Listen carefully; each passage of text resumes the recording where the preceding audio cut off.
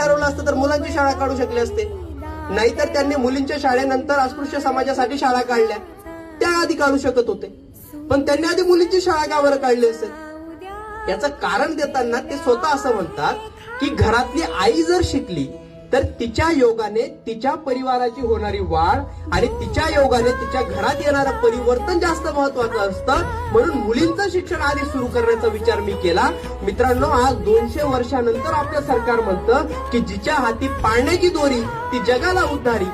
शिकलेली आई घरादाराला पुढे नाही. मला वाटतं हा विचार महात्मा फुलेंनी त्या 200 वर्षांपूर्वी केलाय. म्हणून महात्मा फुले आज कालाच्या पुढे जाऊन विचार करणारे महापुरुष आहेत. म्हणजे वास्तवाचं कवच भेदून भविष्याचा वेध घेण्याचं सामर्थ्य ज्या व्यक्तींमध्ये असतं ना, त्या व्यक्तींना आपण समाज सुधारक म्हटलं पाहिजे. त्या व्यक्तींना आपण खरं कृतीशील कार्यकर्ता म्हटलं पाहिजे. आणि तो गुण महात्मा फुलेंमध्ये होता.